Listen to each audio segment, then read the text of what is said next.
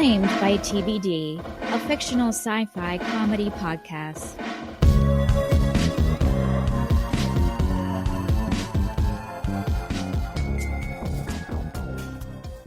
Chapter 9. Listener Questions.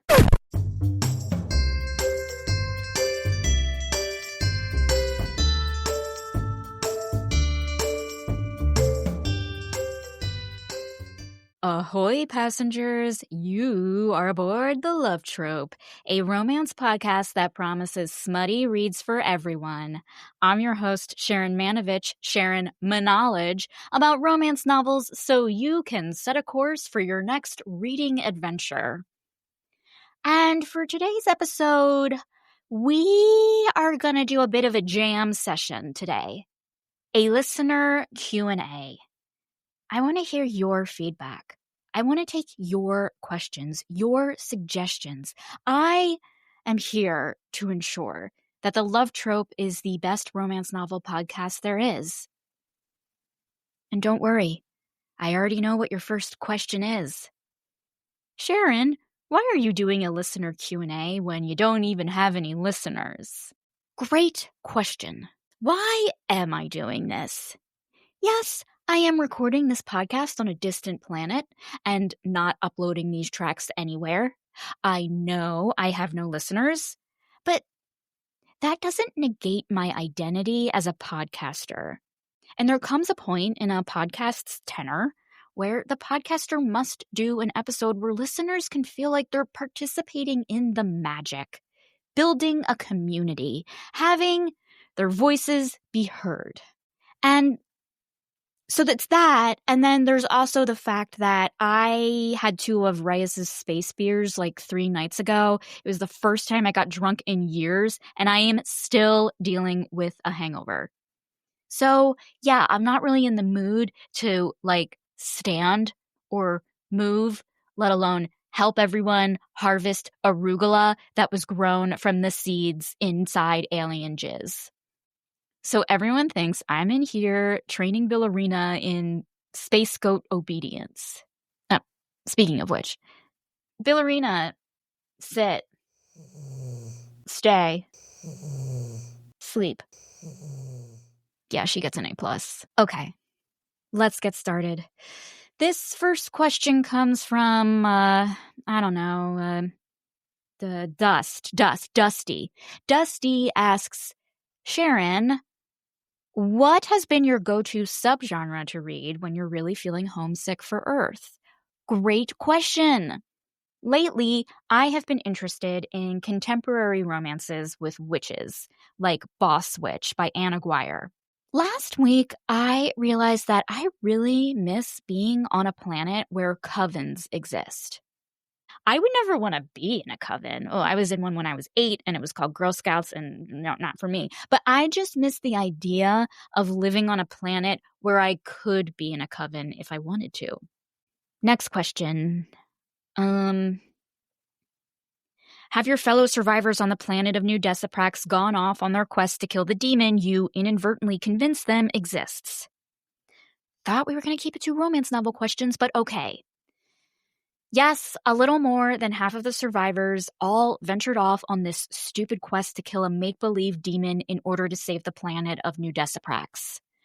Do I think they went because they're idiots who will believe anything? Of course I do. That said, it's been kind of a blessing. It's been really nice with half the people gone.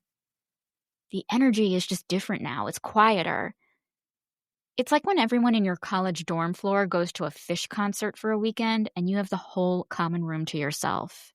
Look, I have nothing major against Teco or Dara, but it is nice to get a break from them. And I am sure they're saying the same thing right now about me. I bet they're even joking, saying, oh, what if Sharon was the demon all along? Shouldn't we go kill her? Wouldn't that be great? And they're all laughing. Laughing. And that is fine because, you know what? You can't be everything to everyone.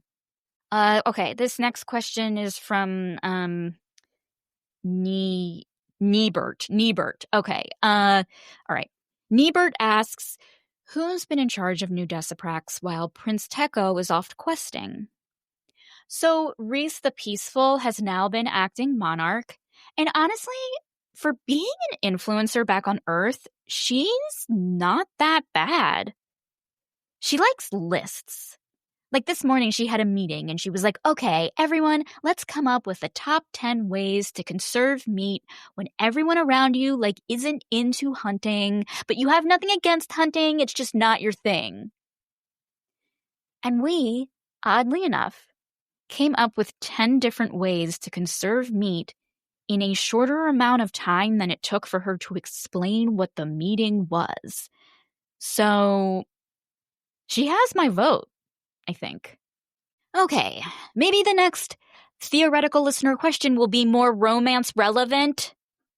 Okay, this next one asks, if there was one romance author that could be stranded on a foreign, uninhabited planet with you, who would it be?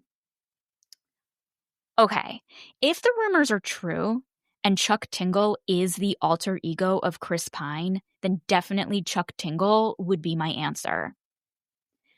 And if the rumors aren't true, honestly, it would still be Chuck Tingle. Next. What is the latest in your personal quest to discover which Decipraxin fucked the alien space goat and is Billurina's biological father? Well, okay, so I did perform a few experiments. First, I brought Billurina to this bonfire we all had the night before half of us left for this quest. I thought maybe with every Decipraxin in one place, Billurina would recognize her father, with her animal instincts and all. But no, Billurina fled straight to the buffet, knocking all of the food over. And of course, everyone had to blame me, even though it was Billurina here who literally made the mess. It's not my fault this alien space goat thinks her father looks like a table of food. Then I tried the taste and lick test. A few days ago, I bit into a vegetable from each of the Decipraxins section in the Jizz Garden, and then I subsequently licked Billurina's head to see if there was any sort of similarity in taste. My thinking was if someone's jizz carrot and Billurina's fur cells had any similarities in flavor, maybe that's the proof needed that she has the same jizz and henceforth and therefore has the same jizz father. However, I was only able to do one successful test because Billurina headbutted me. And then, when I did get a successful lick in, any discernible flavor became too contaminated with the taste of my own mouth blood. So, that test was a bust.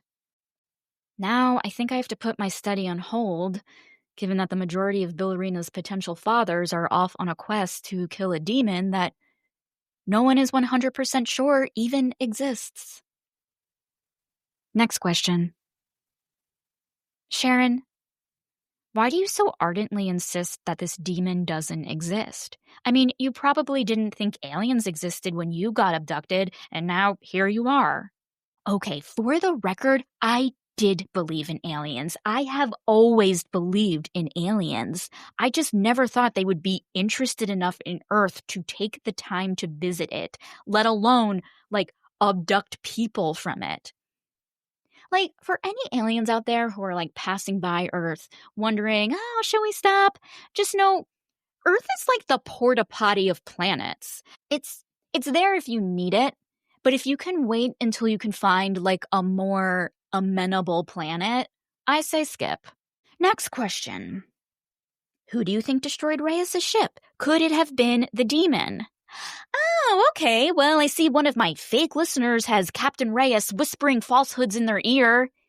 Yes, Reyes is now exploiting everyone's demon fever by saying it was definitely the demon who sabotaged his ship because the demon is threatened by his virility.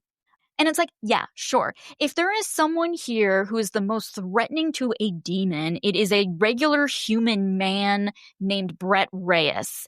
I am pretty sure that demon is just quivering in its hooves every time Reyes makes a reference to NBA players as if we all know what he's talking about. Ooh, that's so scary. We're so threatened. Okay, another question. And this question's from From Stabarina. From Stabarina. Okay, Stabarina asks, have you reconsidered trying to write erotica again, given you have a limited number of romances to read and reread on your computer? Okay, so I did think about my story again last night. I couldn't sleep, and usually when that happens, I relive every embarrassing moment in my life. But then time passed, and later, for some reason, I was feeling really embarrassed, but I couldn't remember why. So then I was just like, I will randomly select my time trying to write erotica as the reason for this embarrassment that I feel. So this is all to repeat to every one of you not listening. I will never try writing erotica again. And the story I have written will remain forever unseen by anyone. Ever. Okay. This next listener named Smellabelle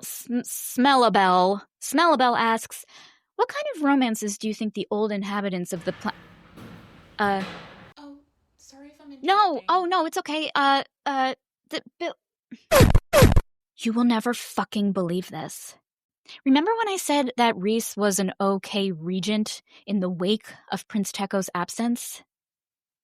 I take that back. She is a fucking dictator. In fact, she's the demon. A political demon. Okay, so as some of you fake listeners may know, because I care so much about the sound quality for this podcast, The Love Trope, I fashioned a podcast studio out of the toxic remnants of the cyborg alien mothership that we crashed in. By myself, I cleared out every last body part of every last evil cyborg that was brutally slaughtered in here. I scrubbed off all of the blood and ooze and splattered organs from floor to ceiling with the one sock I still had on since I was abducted. I made a table and a stool out of expired missiles and synthetic alien skin. To quote Dorinda from The Real Housewives of New York, I made it nice. But now, this dictator Rhys wants to turn my podcast studio into a school. A school? For who? The 3 babies that were born 5 seconds ago? They barely opened their eyes, and now we're all worrying about, are they going to pass the SATs? What are we going to even teach these kids? Who is going to teach them? I'm sorry, it's still questionable, whether any of us are going to live until next week. And you're like, let's think of an academic curriculum. What? What? We don't even have any books here. Well, obviously, except for mine. But I am not lending my smut to a bunch of babies so they can learn how to read. Those babies are going to have to find their own smut. This is all getting to be too much. It's just when I think things are stable enough around here, something gets taken away. Something changes. And it's can everything just stop changing? I need something steady to rely on here, other than this cold, hard reality that I will never see Earth again, and I'm never going to do the things that I want to do, that I dreamed of doing. I'm never going to see the people in my life again who were amazing enough to tolerate me. I'm never going to have, dessert again. Or read something new. What if there's a new trend going around on Book Talk right now where people are into romances between women and they're smooth-talking red light therapy masks? I'm never going to read that. And I'm probably going to die here from some weird disease, and I bet it'll be really painful because it's not like there's palliative care here. And I need this podcast studio. I need this space. And I can't let Rhys take it away from me. And you know what? I won't. I am going to resist. Watch out, Rhys the Peaceful. Sharon the Startled won't be pushed around anymore. This has been Sharon Manovich, sharing my knowledge about romance novels. Bon voyage, and I will see you next time aboard The Love Trope. in here, in this studio. Claim by TBD is a presentation of Too Stupid to Live, a podcast that reviews romance novels $5 and under. This episode is written and performed by Becky Feldman, music by Victor Natas and Codebox. Claim by TBD is a work of fiction. Any similarities to actual persons living or dead is purely coincidental and would be pretty incredible. Thank you for listening and subscribing. Bye!